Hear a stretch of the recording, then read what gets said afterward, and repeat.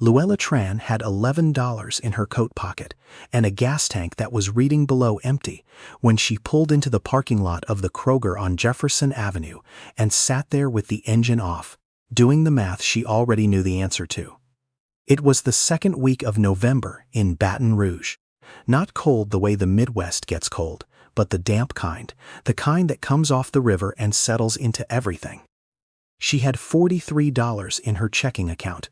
Rent was due in 8 days. Her daughter Chloe had a field trip form that needed $20 by Friday, and Luella had been telling her since Monday that she would get to it. She would take care of it. She just needed a couple more days. She was 41 years old. She worked the breakfast and lunch shift at Magnolia Diner on Canal, 5 days a week. She had been doing it for 6 years, since her husband Terrence walked out of their apartment on a Tuesday morning and did not come back. No argument, no warning, just a note on the refrigerator that said he was sorry and that he had mailed the divorce papers from somewhere in Texas. And by the time she understood that the note was real, he was already gone. She had kept the apartment. She had kept Chloe in the same school so the girl would not have to explain to her friends why everything was different. She had not called her mother in Beaumont for 6 months after that, because she could not bear to hear her mother say she had known, which her mother would have, because her mother was almost always right about the things that mattered. The gas light came on when she pulled out of the Kroger lot. She drove home slowly. She had learned to drive slowly when the gas light was on. It did not actually save fuel in any meaningful way. She knew that, but it felt like doing something. She parked on the street half a block from the apartment because the spot in front was taken. She gathered the grocery bag from the passenger seat, 2 cans of soup, a box of pasta, a half-gallon of milk, and walked toward the building. The man was on the front steps, not her steps.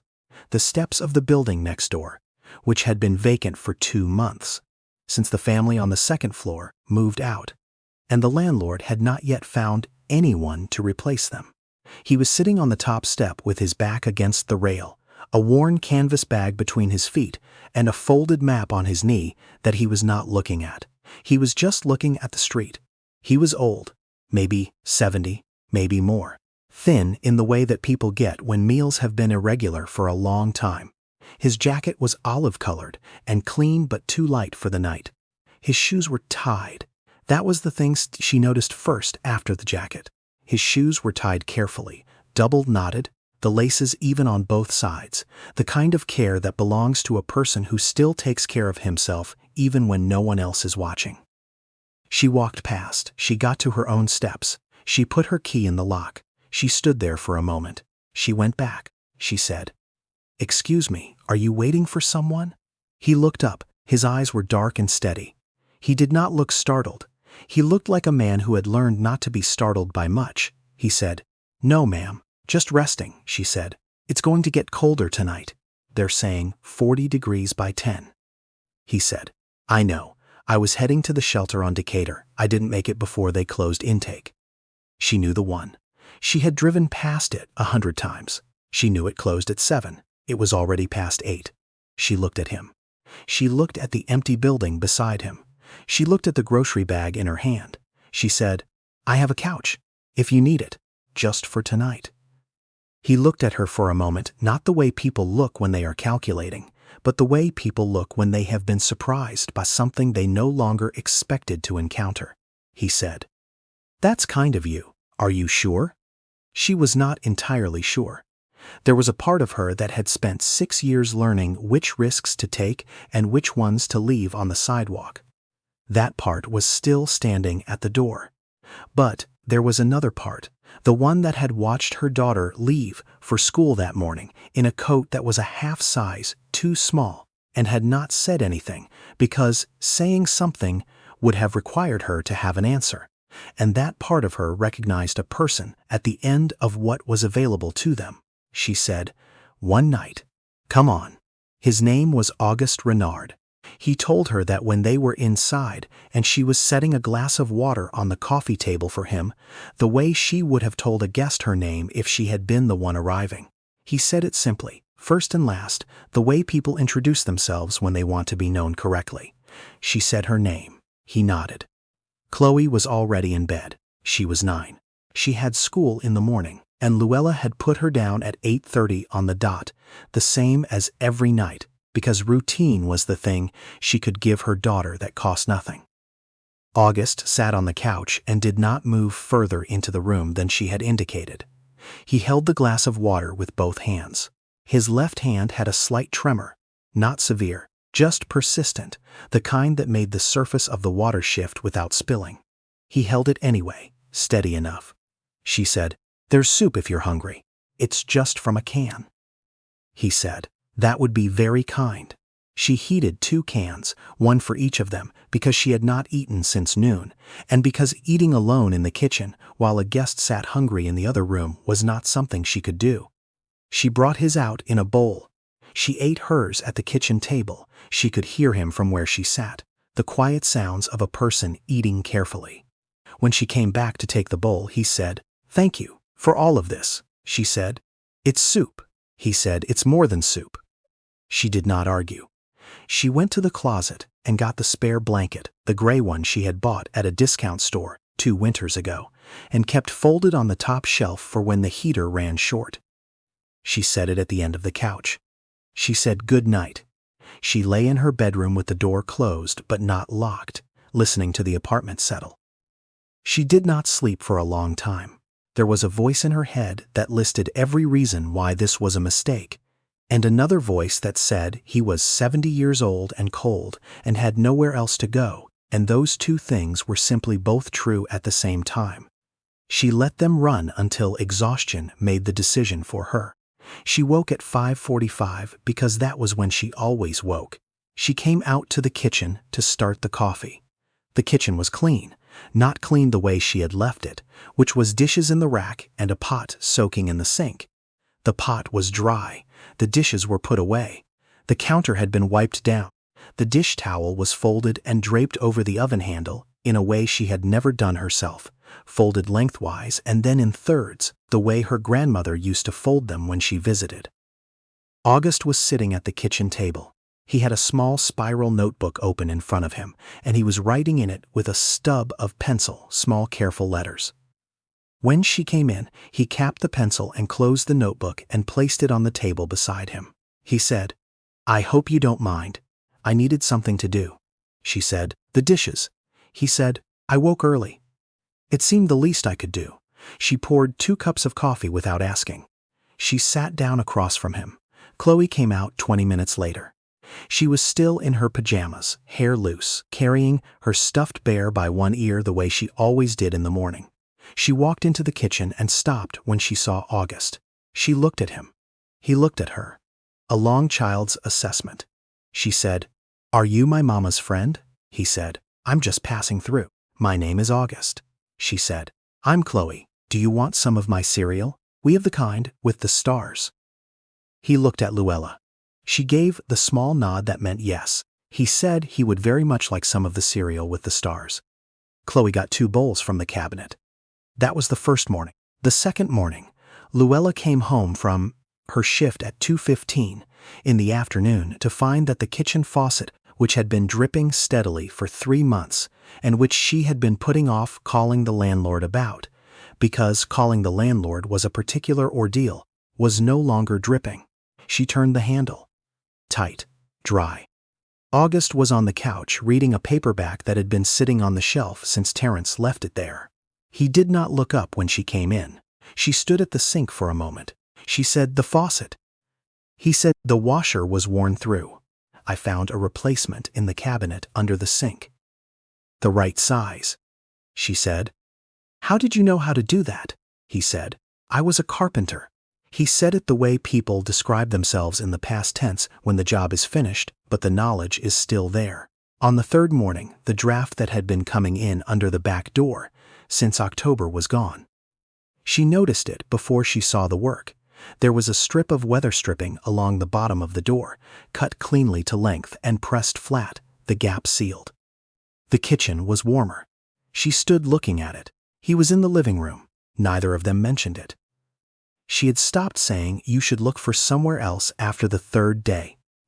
Not because she had made a decision. She had just stopped saying the words. Her neighbor Josephine, who lived in the unit above and had known Luella since before Chloe was born, stopped her on the stairs on Thursday evening. Josephine was 72, and she had opinions about everything in the building and delivered them as facts because, in her experience, they generally were, she said.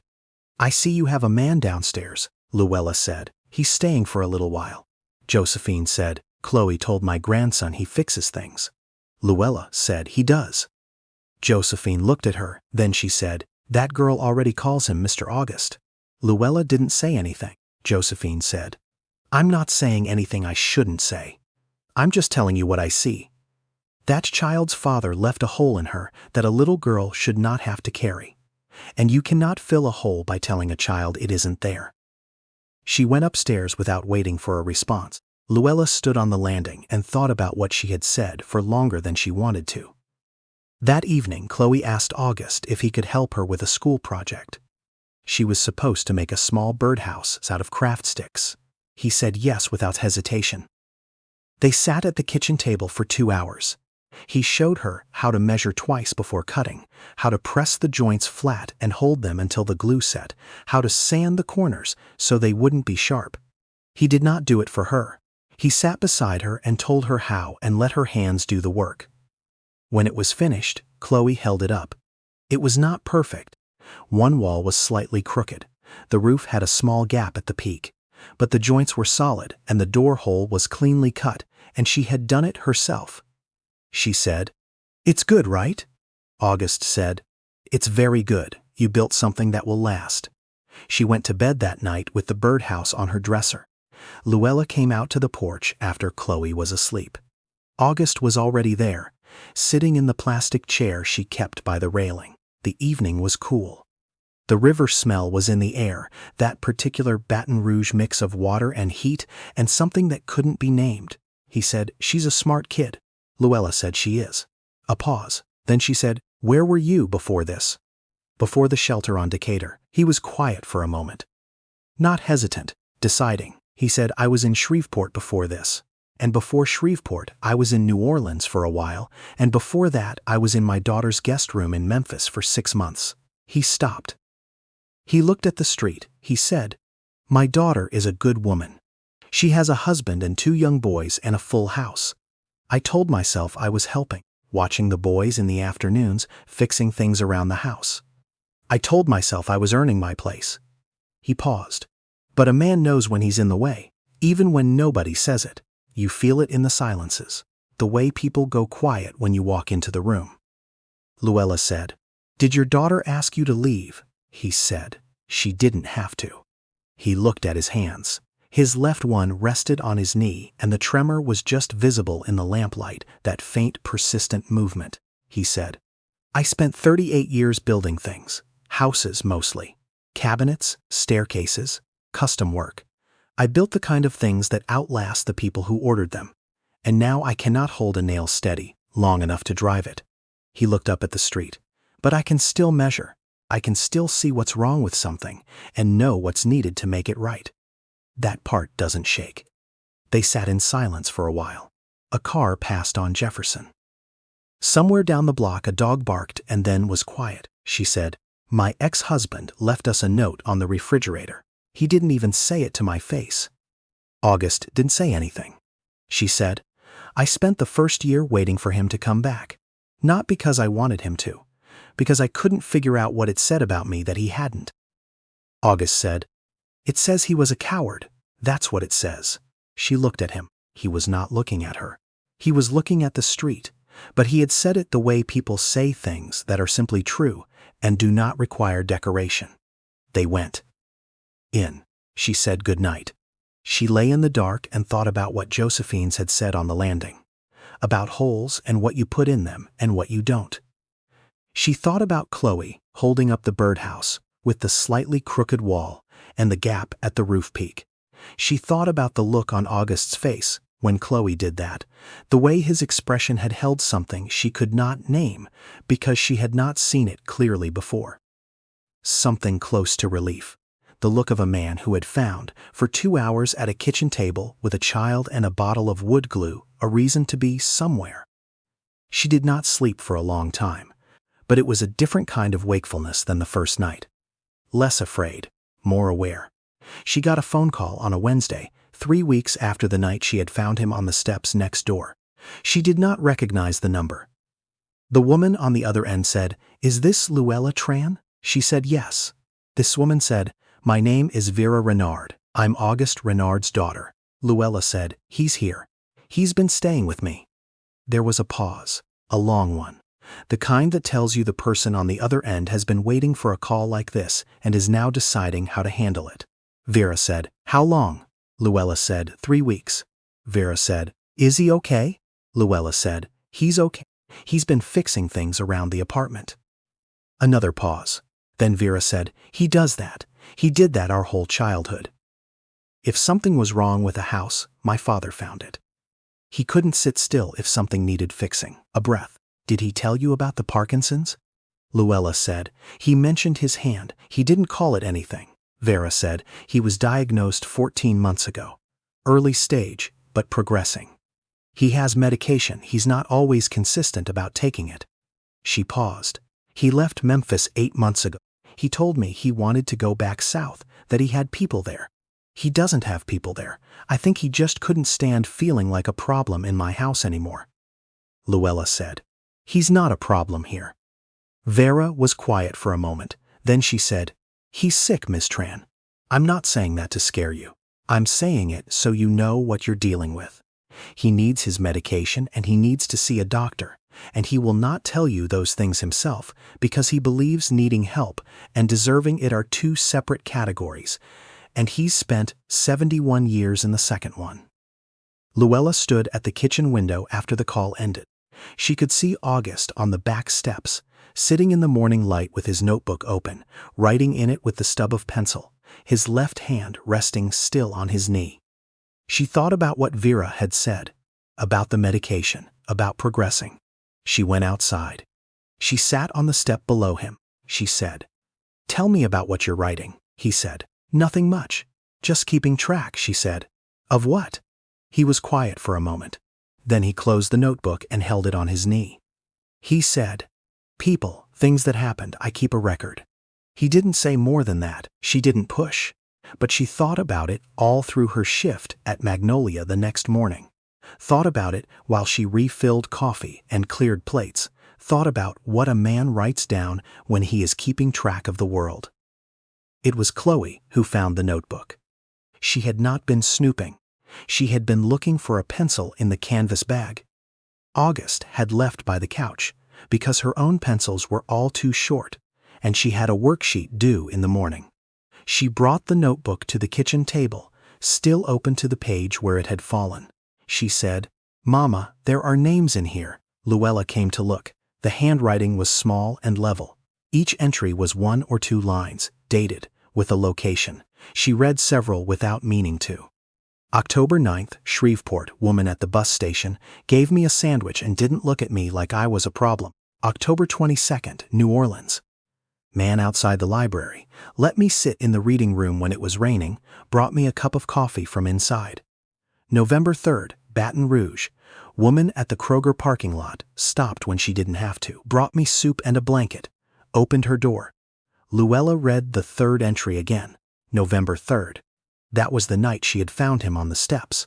He had written it down, the parking lot, the soup, the blanket. Her name was not there yet, just woman, but the date was precise and the details were exact. She heard him come in from the back steps. She looked at him. He saw the notebook on the table. He saw her face. He said, "I keep a record of the people who were kind. I have been doing it for 2 years." He came to the table and sat down across from her. He did not take the notebook. He let it stay between them. He said, "There are a lot of entries. More than I expected when I started. More than most people would believe." Luella said, "Why?" He said, "Because when you live the way I've been living, it's easy to start thinking the world has no room for you in it. The notebook is proof that that isn't true. Every entry is proof." He paused. "And someday, if something happens to me, I wanted there to be a record. Of the good ones, the people who stopped." Chloe was sitting very still at the table, listening with the particular attention of children who understand they are hearing something important. August looked at her. He said, "It's a good thing to write down the people who are kind to you. It keeps you honest about the world." Chloe said, "Can I write in it?" He looked at the notebook. He looked at Chloe. Then he pushed it across the table to her. He said, "One entry. Your choice." She thought about it for a long time, the way children think when they know something matters. Then she took the pencil stub and wrote in her careful schoolgirl script on the next blank line. She turned the notebook back to him. He read it. He did not read it aloud. But his expression was the same one Luella had seen that night at the kitchen table over the birdhouse, that look she could not name. He closed the notebook and put it in his pocket. He said he would find somewhere else to stay. He said it the same way he had said it every morning for 3 weeks, and like every other morning, the apartment was quiet, and something that had been broken was fixed by noon, and neither of them pressed the matter. The morning Luella came home and knew. She knew before she opened the door. Something in the stillness.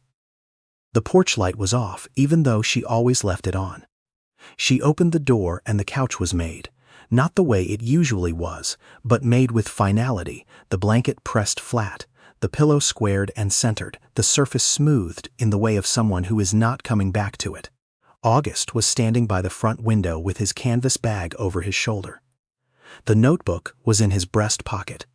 He was wearing his olive jacket, which he had cleaned somehow, probably in the sink, probably hung to dry overnight because it was pressed, and the collar was down. He said, "I've been here too long." She said, "You haven't been too long." He said, "Chloe asked me last night if I would be here for Thanksgiving."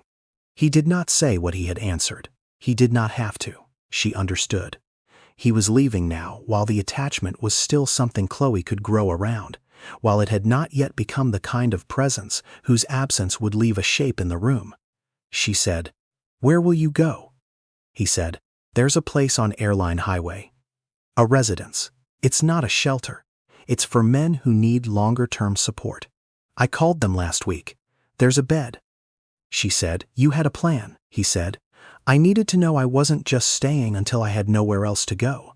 I needed to know I had somewhere to go and was choosing to be here instead." He looked at her. "Does that make sense?" She said it did. He walked to the door. He stopped. He turned back. He said, "You should know something." She waited. He said, "The night I was sitting on those steps next door. I had walked past your building 4 times. She said, "What do you mean?" He said, "I had been watching the building for 2 weeks before that. I knew your name. I had seen you come home from your shift. I had seen Chloe in the window." He looked at the floor. "I'm not telling you this to frighten you. I'm telling you because you deserve to know the truth of how this happened." She said, "How did you know my name?" He said, "A woman named Ruth." He reached into the canvas bag and took out a folded piece of paper. He set it on the coffee table. He said, "Read it after I go. I think it's easier that way." He opened the door. He walked down the front steps the same way he had walked up them, slowly, each step measured, the canvas bag over one shoulder. He turned left at the sidewalk.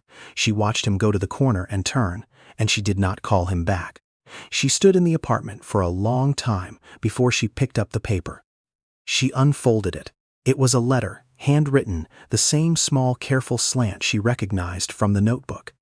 It said, "Luella, I have been sitting on the back steps most mornings trying to find the right way to write this.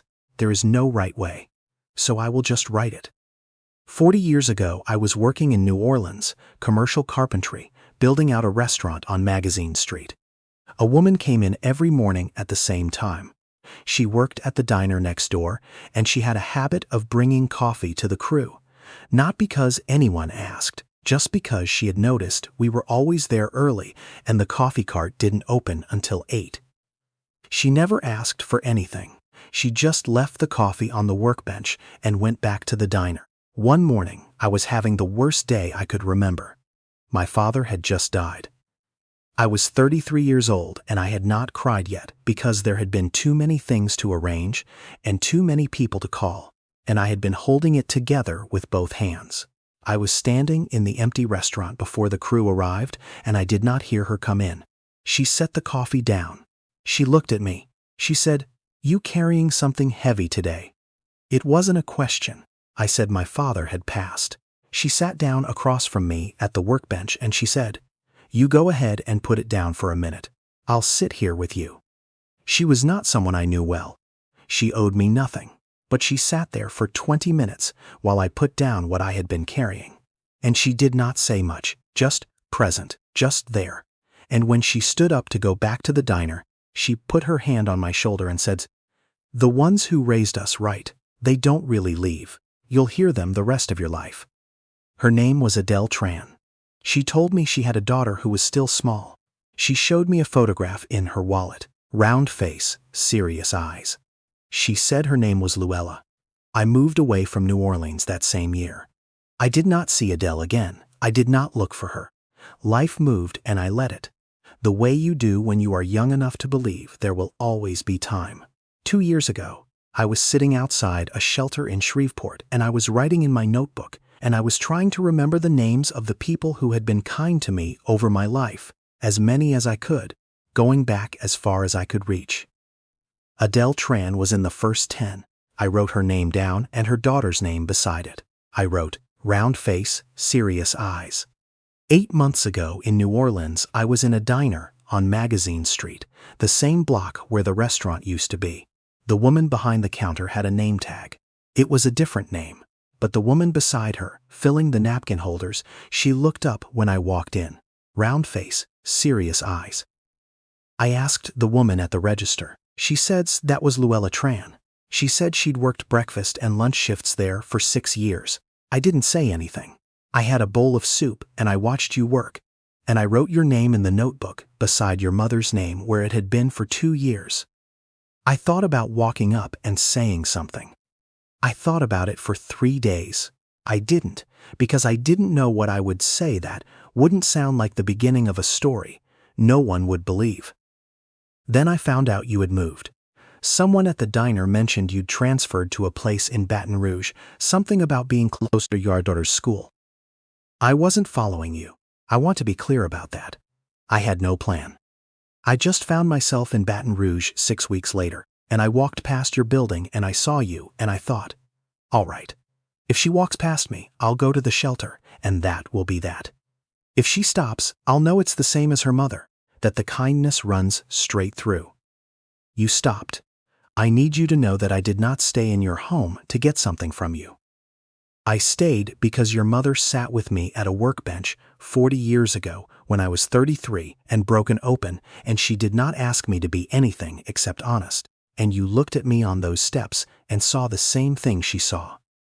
A person who needed somewhere to be. Your mother taught you something without teaching it. She just lived it, and you learned it the way children learn the things that matter. Not from being told, from watching. There is a firm here in Baton Rouge, Hargrove and Associates. I have had a will in place for 4 years. There is not much, the savings from my working years, what's left after the medical costs. But I had no one I wanted it to go to who needed it more than they already had it. I changed the documents last month. My attorney's name is James Calloway. His number is at the bottom of this page. I am not telling you this to be dramatic. I don't know how much time I have left. The doctors don't either, not precisely. But I wanted to make sure that if something happened, you would not be surprised. You should not be surprised by the good things any more than the bad ones. Chloe's birdhouse is going to last a long time. Tell her I said that. I am grateful. For the soup, for the couch, for the mornings. August. Luella put the letter down on the coffee table. She sat there for a long time. The apartment was quiet. Chloe was at school. The kitchen faucet did not drip. The draft under the back door was sealed. Everything August had touched still worked. She thought about her mother. Not the large version of her, not the voice she heard when she needed to make a hard decision. The small version, the one she saw at 6 in the morning before school, still in her housecoat, standing at the diner counter with a pot of coffee, and that expression she had, the one that said every person in front of her was worth looking at properly. She thought about the workbench in the restaurant on Magazine Street, a 33-year-old carpenter she had never met before, and would not see again. Sitting in an empty room, and her mother putting down the coffee and sitting across from him and saying, "Go ahead and put it down for a minute. I'll sit here with you." She had not known that. She had not known any of it. She picked up the letter and read it again. Slowly, the second time. She drove to Hargrove and Associates on a Thursday. The attorney was a quiet man, careful with his words, the kind of person who delivered information precisely and let you decide what to do with it. He confirmed the documents. He confirmed the amount. He told her August had come in 4 weeks before Thanksgiving, had updated the paperwork, and had been very specific about the name. The amount was not large by some people's measure. It was the savings of a working man who had spent a significant portion of those savings on a wife's illness and years of impermanence. But it was real, and it was documented, and it was enough to matter in the particular way that things matter when you have $43 in your checking account and a daughter whose coat is a half size too small. Luella sat in the attorney's office for a while after he finished speaking. Then she said, "Is he okay? Do you know where he is?" The attorney said he had received a call from August's daughter the previous week. August was at the residence on Airline Highway. He was stable. He was seeing a doctor twice a month. Luella said, "Good." She drove home slowly, not because of the gas. She had filled the tank that morning for the first time without watching the pump counter, with her jaw tight. She drove slowly because she was thinking. She was thinking about her mother on a street in New Orleans. Going into a restaurant every morning with a pot of coffee for a crew of men she didn't know. Not because someone had asked her, just because she had looked at the situation and understood what was needed, and she had the means to provide it.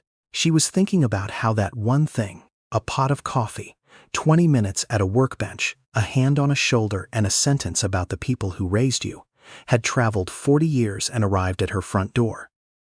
She was thinking about the notebook. All those names, all those entries. Every person who had stopped. She called her mother that evening. Chloe was in bed. The porch light was on. Her mother picked up on the second ring and said her name the way she always did, warm and immediate, as if she had been waiting for exactly this call. Luella said, "Mama, I need to tell you something." She told her everything. She told it in order, the way stories need to be told so the other person can feel where they're going. The steps next door, the soup, the faucet and the weather stripping and the birdhouse, the phone call from Vera, the letter on the coffee table, Magazine Street, the workbench, a man named Auguste Renard who was 33 years old and newly broken open, and her mother had sat with him. Her mother was quiet for a long time, the kind of quiet that comes from something being placed back somewhere it has been missing. She said, "Auguste Renard." She said it slowly. "I remember him. Skinny young man. He had a good face. He looked like he was holding something very heavy very quietly." Luella said, "He remembered you. He wrote your name in a notebook, Mama. He's been carrying it for 40 years. Her mother said, "I didn't do anything worth carrying." Luella said, "You sat with him." Her mother said, "That's not doing something. That's just being a person." Luella said, "That's the thing, Mama. That's exactly the thing." Her mother was quiet again. Then she said, "How is Chloe?" Luella said, "She's good. She built a birdhouse." Her mother laughed. "A real one, the kind that comes from the chest." She said, "That's my girl." They talked for a long time. The street was quiet outside. The river smell was in the air again, that mix of water and something that couldn't be named. Luella had her knees pulled up on the porch chair, and she was watching the light over Jefferson Avenue, and she was not thinking about the $43 or the 8 days or the coat that was a half size too small, because those things were not the landscape anymore. She was thinking about a notebook, about a man who had spent 2 years writing down the names of the people who had stopped. About how many names there were, more than most people would believe. The next morning she got up at 5:45 the way she always did. She made coffee. She set 2 cups on the table out of habit before she remembered, and then she left the second cup there anyway. She went to the coat closet and took out Chloe's coat. She looked at it. The sleeves were tight at the wrist. The zipper pulled. She folded it and put it in the bag by the door for the church donation bin on Perkins. She ordered a new one from the store app on her phone, the right size. She paid for 2-day shipping without doing the math first, because she was not doing the math that way anymore. She walked Chloe to school. On the way back, she stopped at the coffee cart on Jefferson that opened at 8, and she bought 2 coffees, one for herself and one that she handed to the man who was always sitting on the bus bench at the corner of Jefferson and Canal, the one she had walked past 400 times. He was wearing a thin jacket. His shoes were tied. She held out the cup. He looked up. She said, "Cold morning." He said, "Yes, ma'am, thank you." She said, "You have a good day." She didn't ask his name. She didn't wait for anything. She walked back the way she came. She did not write it down, but she thought that perhaps she should start. There are over 500,000 Americans experiencing homelessness on any given night. Of those, veterans account for nearly 11%, and adults over 50 are the fastest growing segment of the unsheltered population in the country. They are carpenters and teachers and nurses and cooks. They are people who built things and raised people and kept things running for decades until something broke. A diagnosis, a death, a cost that couldn't be covered, and the structure gave way. What Luella did was not simple. Opening a door to a stranger is not without risk, and this story does not pretend otherwise. It is not advice. It is not a prescription. But what August needed, to be spoken to by name, to be given a task that let him be useful, to sit at a kitchen table with a child who wanted him there. Those things did not require wealth or policy or legislation. They required someone to stop, to look, to hand over a cup of soup and say, "Come on." The shelter on Decatur closes intake at 7. Most of them do. That is a real number in a real city, on real nights that are colder than you think until you are outside in one. If this story stayed with you, maybe hold it for a minute. You don't have to do anything with it. But if you ever find yourself walking past someone who is outside when the temperature is dropping, and you have the means to stop, you might think about what it costs to stop and what it costs not to. I think about it. More than I used to. New stories every week. Subscribe and stay a while. We'll see you in the next one.